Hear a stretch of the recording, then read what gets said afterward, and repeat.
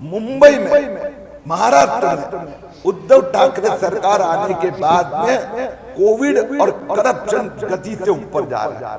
Covid के नाम पर ठाकरे सरकार का एक बड़ा घोटाला। ठाकरे सरकार यांच्या राज्यात दोन गोष्टी गतीने वाढत आहेत, एक कोविड आणि दुसरं करप्शन।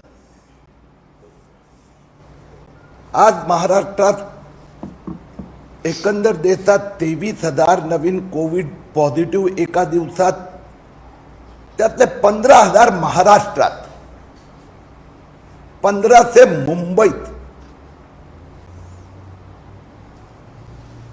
मुंबई महापालिकेचे कमिशनर आणि मेयरना मला प्रश्न विचारायचा आहे की आपण 10 वेगवेगळे मेडल्स लावून घेतले स्वतःला, मग कोविड परत कसा आला? मी गेल्या 4 दिवसात मुंबई ठाणे परिसरातल्या 9 कोविड सेंटरची भेट घेतली। कोविड वॅक्सिनेशन केंद्र, आणि तिथली अवस्था बघून भीती वाटली। कोविड वॅक्सिनेशन सेंटर हे नवीन कोविड पेशंट पैदा करण्याचं ठिकाण झालेलं आहे। ठाकरे सरकार तिथे होणारी गर्दी दाखवण्यात स्वतःची पाठ थोपटते, पण ती गर्दी अनेक सिनियर सिटीजनचा जीवाशी खेळत आहेत। या 8च्या 8 सेंटरवर 200, 400, 500, 1000 लोक, सगळे सिनियर सिटीजन, 92 वर्ष पासून 62 वर्ष, कुठलंही सोशल डिस्टन्स नाही, उन्हात तापात उभे राहा तासन तास। ते हे कोविड वॅक्सिनेशन सेंटर नवीन कोविड पैदा करते। काल या विषयात मी दिल्ली येथे केंद्र सरकारचे आरोग्य सचिव राजेश भूषण आणि ICMR चे चीफ बलराम भार्गवची चर्चा केली। आम्ही त्यांना प्रार्थना केली आहे की तुम्ही मुंबईत, महाराष्ट्रात वेगवेगळ्या ठिकाणी केंद्राच्या 10 टीम पाठवा, या परिस्थितीचं अध्ययन करा आणि महाराष्ट्राच्या जनतेसाठी विशेष मदत करा। मधल्या काळात दिल्लीत असत कोविड वर गेला होता, त्यावेळी पण केंद्र सरकारने विशेष मदत केली होती, आणि यात कोणी आपला स्वतःचा अहंकाराला मध्ये आणू नये। जी मदत मिळत असेल ती घ्यावी अशी महाराष्ट्र सरकारला विनंती आहे।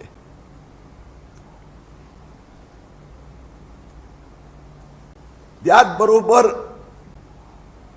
फक्त पॉप्युलेशन नव्हे, पण तिथे जे कोविडचा उपद्रवाचं जे प्रमाण आहे ते लक्षात ठेवून महाराष्ट्रात वॅक्सिनेशनचा पुरवठा वाढवा, ही पण मी विनंती केली आहे। दोन्ही गोष्टीचा सकारात्मक प्रतिसाद केंद्र सरकारच्या या दोन्ही अधिकाऱ्यांनी दिला आहे। कोविड आणि करप्शन,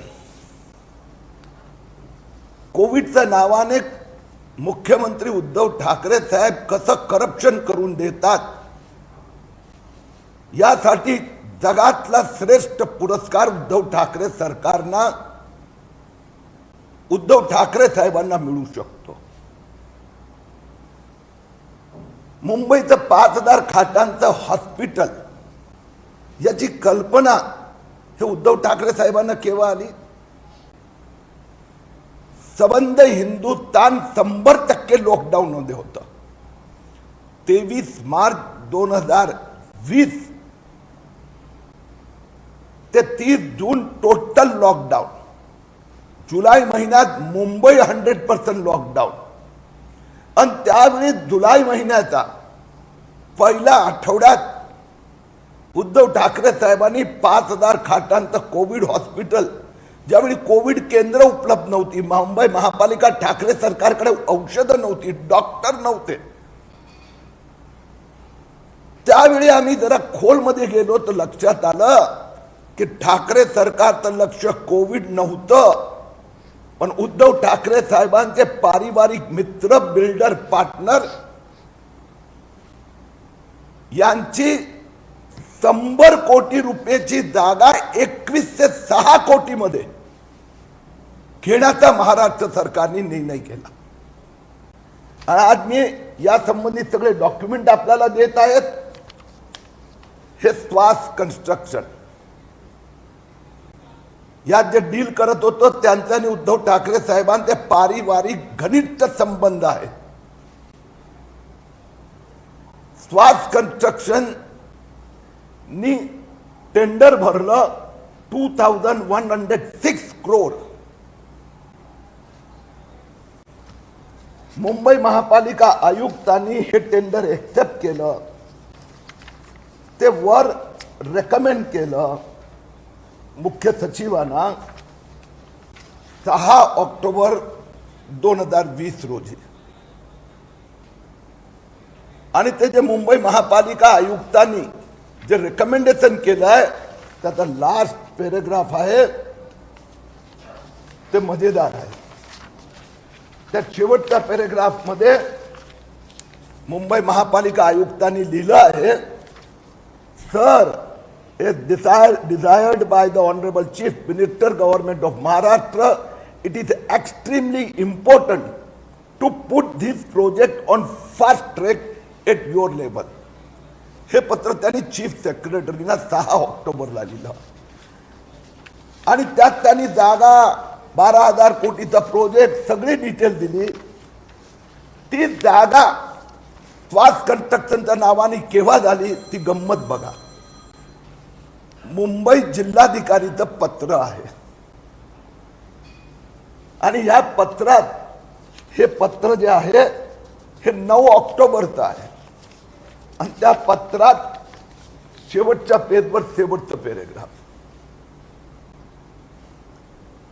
त्यात त्यांनी लिहिलं आहे लास्ट पॅराग्राफ, तदनंतर प्रस्तुत प्रकरणी उपलब्ध सर्व कागदपत्र व अभिलेखाची पडताळणी करून अर्जदार श्वास कन्स्ट्रक्शन यांना सर्वे नंबर 83 ते 90 मधील कब्जे हक मिळकतीचे वर्ग 1 मधील रूपांतर शुल्क 61,61,76,7298 म्हणजे 75% ऑफ द मार्केट प्राइस भरून हे त्यांच्या नावाने करण्यात येत आहे.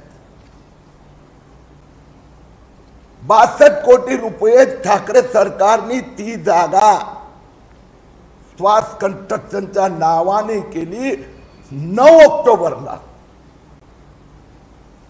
आणि त्याचा रेकमेंडेशन इक्बाल चाहल साहेबांनी केव्हा केलं? ऑगस्ट 10 ला. म्हणजे एव्हरीथिंग वॉज फिक्स. 100 कोटी मार्केट व्हॅल्यू 75% मध्ये ओनरशिप दिली, तर 100 कोटी रुपये मार्केट व्हॅल्यू असलेली जागा 2106 कोटी मध्ये उद्धव ठाकरे साहेबांनी घेण्याचा निर्णय घेतला. म्हणून ठाकरे सरकारमध्ये कोविड आणि करप्शन या 2 गोष्टी वाढत आहेत. पत्रकार बंधूंनो, काल एका पत्रकार परिषदेत भारतीय जनता पक्षाचे नेते देवेंद्र फडणवीस आणि किरीट सोमय्याचा विशेष उल्लेख केला गेला. अन्वय नाईक परिवाराने ही पत्रकार परिषद घेतली होती. त्यात किरीट सोमय्या कोरलई जमीन घोटाळ्या संबंधात काय एवढं विशेष इंटरेस्ट घेत आहे, नाईक परिवारासंबंधी मला काहीच सांगायचं नाही आहे. मी पुन्हा एकदा स्पष्ट करतो, परंतु कोरलई जमीन घोटाळा उद्धव ठाकरे यांनी केला आहे. मी ज्यावेळी या इथे 11 नोव्हेंबर 2020 ला अन्वय नाईक आणि उद्धव ठाकरे यांच्यात 30 जमीन व्यवहारचे डॉक्युमेंट दिले, त्यावेळी शिवसेनेचे 12 नेते मैदानात आले होते. शेवटची वॉर्निंग पासून 100 कोटीचा दावा. आता सगळे कुठे गायब आहे? आणि त्यावेळी नाईक परिवाराने हीच भाषा वापरली होती. आता मार्च महिना झाला, उद्धव ठाकरे साहेब का उत्तर देत नाही आहेत. अन्वय नाईकच्या नावाने 2018 मध्ये मृत्यू झालं, परंतु रश्मी उद्धव ठाकरे यांनी 1 एप्रिल 2013 ते 31 मार्च 2019 पर्यंत हाऊस प्रॉपर्टी टॅक्स अन्वय नाईकच्या नावाने रश्मी उद्धव ठाकरेजींनी भरला. याबद्दल उद्धव ठाकरे साहेब का गप्प बसले आहेत? आणि तो जो प्रॉपर्टी टॅक्स भरला त्यात त्यांचीच ग्रामपंचायत, त्यांच्याच ग्राम मंत्रालयाने मला सर्टिफिकेट दिलं की त्याचं व्हॅल्युएशन 5,29,00,000. मग 5,29,00,000 रुपये उद्धव ठाकरे साहेबांनी नाईक परिवारांना केव्हा दिले, कसे दिले, कुठे दिले, हे उद्धव ठाकरे साहेबांनी सांगायला नको? दिले का नाही दिले? Is it a money laundering? Is it the parking the Mumbai महापालिका corporation corruptions money? Is it an undervaluation? Uddhav Thackeray साहेबांना जबाब तो द्यावाच लागणार.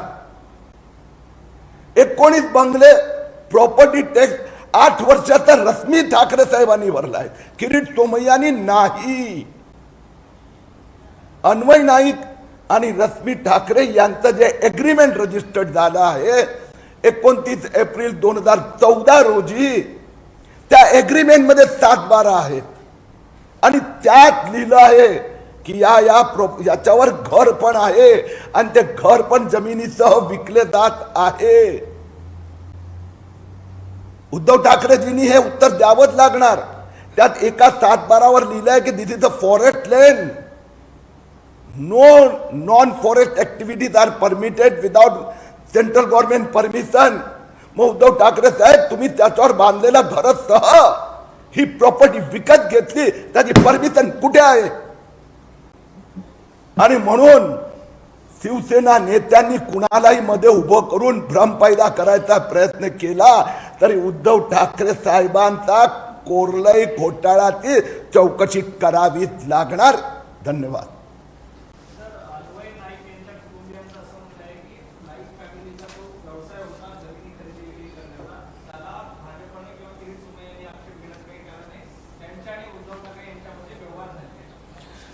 स्वागत करतो.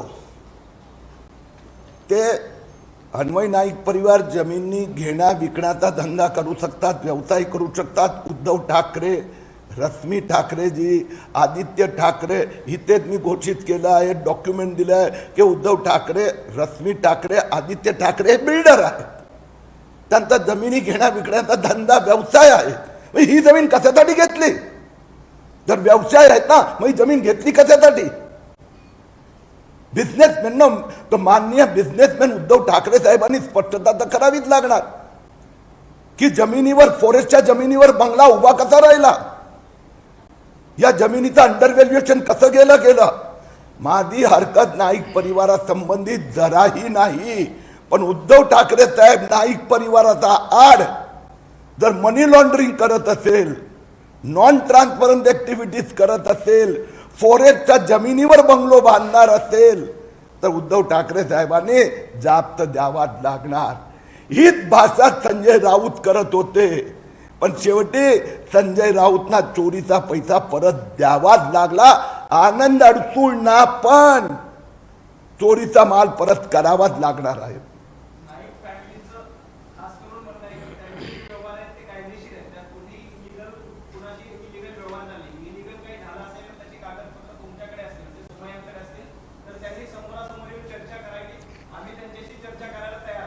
पण नाईक परिवारांनी काय केलं नाही. अन्वय नाईक निघून गेले, कारण की त्यात फक्त अन्वय नाईकच मालक दाखवलं आहे, पत्नी किंवा मुलीला नाही दाखवलं आहे. आणि मुद्दा अन्वय नाईकांचा नाहीच आहे, कारण की अन्वय नाईकचा मृत्यूनंतर रश्मी ठाकरेंनी 6 वर्षाचा टॅक्स भरला. रश्मी ठाकरेंनी मार्च 2019 मध्ये ग्रामपंचायतला अपील केली, अर्ज केला की या प्रॉपर्टीज माझ्या नावावर करा. आमची हरकत, उद्धव ठाकरेजी, ठाकरे परिवार हे रुलिंग फॅमिली आहे. त्यांनी मनी लॉन्ड्रिंग केलं आहे, त्यांनी करप्शनचा पैसा पार्क केला आहे. 19 बंगले कुठे आहे? एखाद बंगला तर दाखवा आम्हाला फॉरेस्टच्या जमिनीवर. आणि रश्मी उद्धव ठाकरेंनी सही केली आहे त्या अग्रीमेंटवर. ते अग्रीमेंट त्यांनी रजिस्टर्ड केले, त्यांनी स्वतःचाही निवडणूक प्रतिज्ञापत्रात दाखवलं आहे. तर ठाकरे साहेबांनी जर नाईक परिवाराला मध्ये उभं करून त्यांना वाटलं की हे सगळी चोरी लपवता येणार, तर उद्धव ठाकरे साहेब गाठ किरीट सोमय्याची आहेत.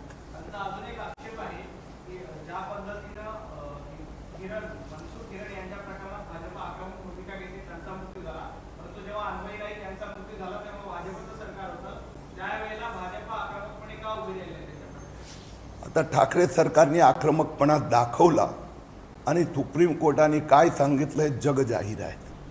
म्हणून न्याय सगळ्यांना मिळाला पाहिजे. मनसुख हिरण यांनी जर काही चूक केली असेल तर मनसुख हिरणला पण विचारायला हवं, त्याचा परिवार. परंतु त्याचा अर्थ त्याची हत्या करणं नव्हे. मी काय मनसुख हिरणनी चूक केली आहे नाही केली आहे तपासात बाहेर येणार. म्हणून जर उद्धव ठाकरेजींनी, रश्मी उद्धव ठाकरे यांनी जर अन्वय नाईकचा आड मनी लॉन्ड्रिंग करायचा प्रयत्न केला असेल तर त्यांना जाब तर द्यावाच लागणार.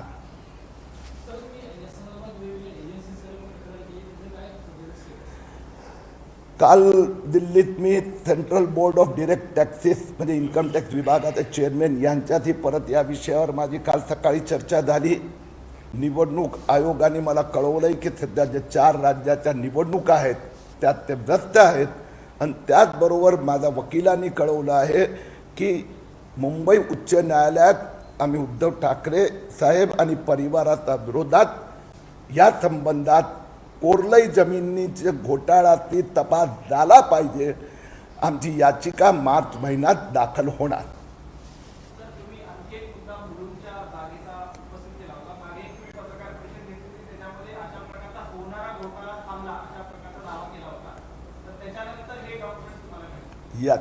त्याच्यानंतर हे मिळाले लोकायुक्तकडे. याच्या संबंधी पार्ट 1 हिअरिंग संपलं की मुंबई महापालिकाने लोकायुक्तला रायटिंगमध्ये कळवलं, मलाही कळवलं की आम्ही हॉस्पिटलचा प्रोजेक्ट हे आता ड्रॉप केला कारण की यात प्रचंड त्रुटी आहे.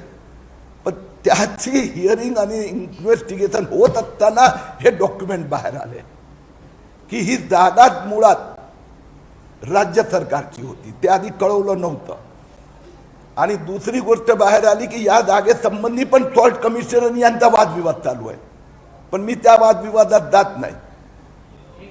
आणि ह्या जागेच्या मालकी हक्कासंबंधी 1985 पासून वादविवाद चालू आहे. तर जो वादविवाद 35 वर्षात नाही संपला तर 24 तासात संपवला. आणि ती जी श्वास कन्स्ट्रक्शन आहे त्याच्या 3 वर्षाचा मी इन्कम टॅक्स रिटर्न म्हणजे डेटा पाहिला तर त्याच्याकडे तर 5 लाख रुपये बँक अकाउंटमध्ये नव्हते.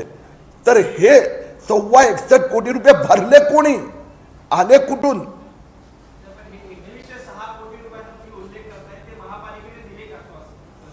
महापालिकाने ऑर्डर करून सगळं मंजूर करून पैसे चेक, पण त्यानंतर आपल्या मदतीने हा घोटाळा मी एक्सपोज केल्यामुळे राज्यपालांकडे गेलो. राज्यपालांनी आपल्या अधिकाराच्या अंतर्गत लोकायुक्तला आदेश दिले आणि तिथे पार्ट 1 घोटाळा सिद्ध झाला.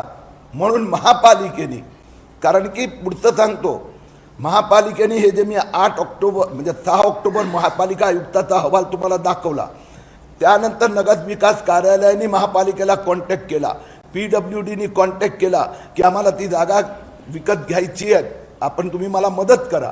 पण त्यांनी सांगितलं की असं लोकायुक्तकडे हिअरिंगमध्ये हे सगळे अपारदर्शकता बाहेर आली, म्हणून ते आम्ही स्क्रॅप केलं.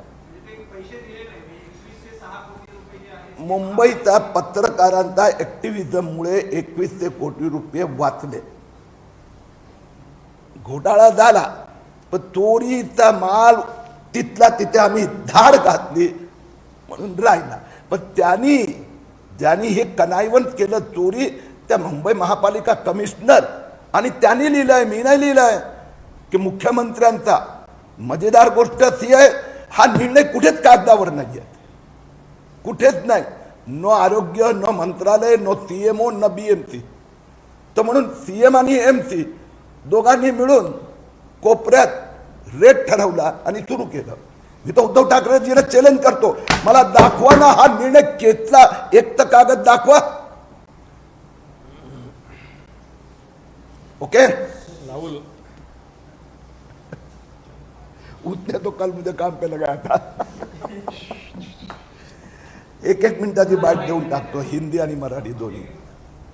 पण यात एक हॉस्पिटलचं वेगळं देतो आणि ते नाईकांचं वेगळं देतो. आधी मराठीत देतो, नंतर हिंदीत देतो.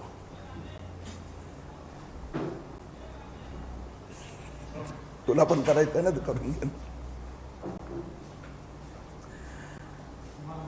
काल नाईक परिवाराने किरीट सोमय्या आणि फडणवीस साहेबांसंबंधी काही प्रश्न उपस्थित केले आहे. मी पुन्हा एकदा स्पष्ट करतो, आमची जी तक्रार आहे ते उद्धव ठाकरे साहेब आणि त्यांचा परिवाराने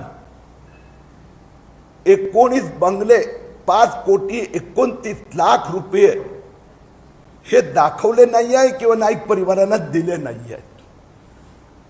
आमची तक्रार ही आहे की रश्मी उद्धव ठाकरे साहेबांनी अन्वय नाईकच्या मृत्यूनंतर 6 वर्षाचा हाऊस प्रॉपर्टी टॅक्स स्वतःचा बँक अकाउंट मधून भरला.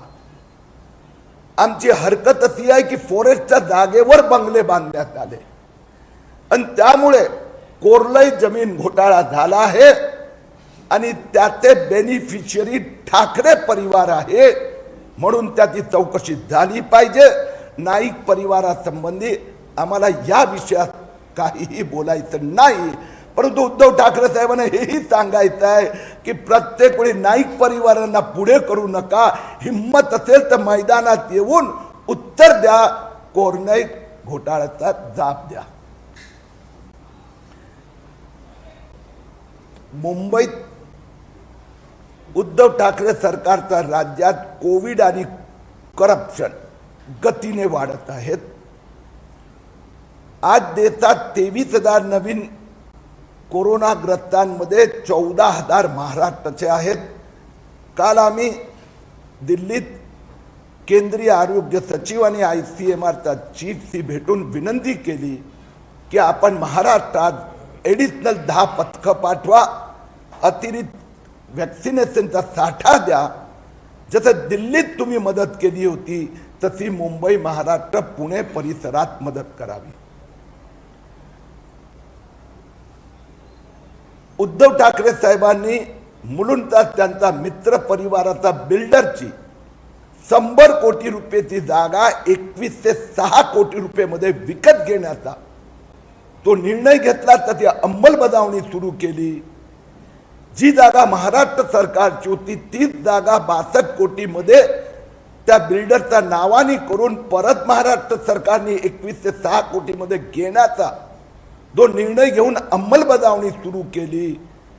त्या प्रकरणाची चौकशी व्हायला हवी अशी आमची मागणी आहे. हिंदी.